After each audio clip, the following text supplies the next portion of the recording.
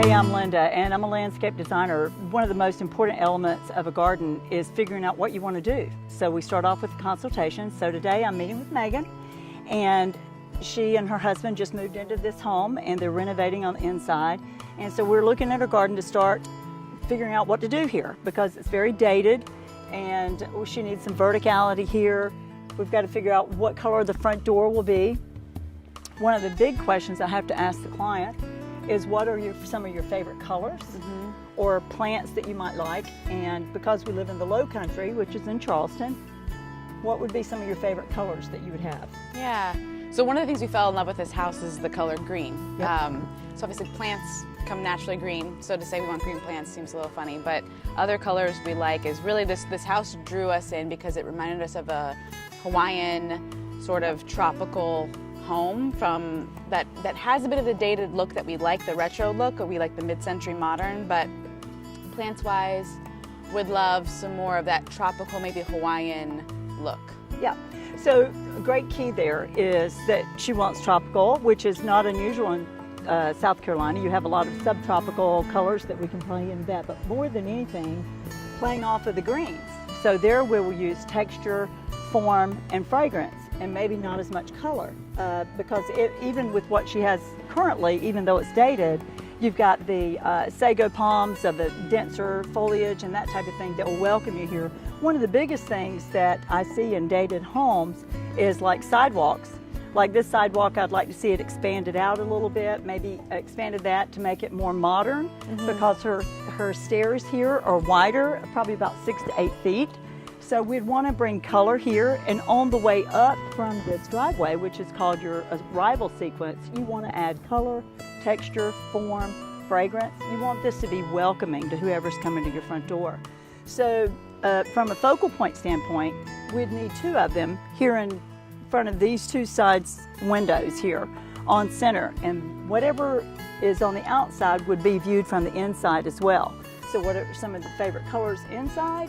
Like maybe on your drape, you may have some accent colors like blues or yellows or something like that. So we would incorporate that in something here. So a focal point here could be a statuary, an urn, on a pedestal, or a water feature. Yep. And that kind of thing makes you feel warm and welcoming when you're walking up the drive. Okay, so now that we've talked about what's going to kind of happen on the arrival sequence, we're going to walk around the back where they have a pool. We're going to talk a little bit about your lifestyle, what your budget expectations are, and maybe some miscellaneous functionality issues like drainage, irrigation, lighting, and that type of thing. Come on, let's go. So how much is this going to cost us? Well, that's a great question, and it's always a question that people struggle with constantly, because you start putting it together, and before you know it, the budget can be crazy big. So I always recommend going phased planting. So I would start in the front first because it's a renovation.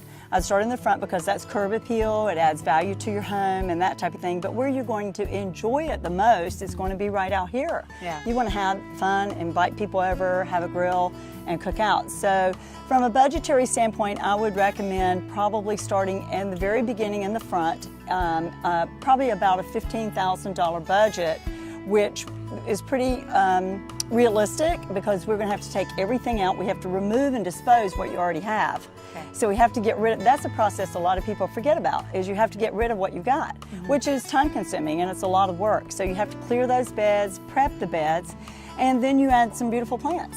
And then the next phase, which would maybe be the following season, then we come to the pool area. Okay. And then we would work on that. And then you and I would collaborate together on what type of upholstery you would have, what type of chairs you would have, and what you would want to do, whether it would be hardscapes, meaning any kind of mulch or stonework that we want to put in the perimeter beds. And voila, it's a finished garden. So if we go into the phasing, are there any things that we can do as homeowners in the meantime just to keep the property as is? So you have a mature garden. It's been here for 30 or 40 years, given by the look of it. So you have some select pieces that can be repurposed, either by transplanting. I personally like to kind of keep them where they are if they don't need to be transplanted. Like in this situation, these 2 palms are fantastic. I wouldn't even consider taking these out. And this camellia tree is made into a camellia tree, and it was once a shrub.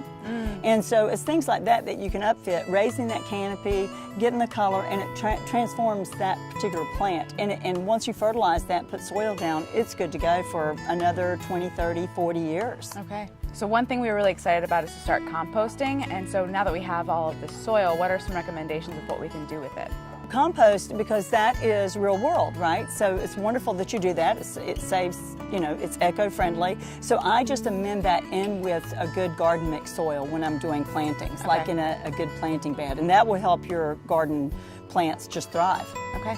Yeah. Thanks. So this is going to be a fabulous project. Yeah, it'll be fun. We're going to have fun.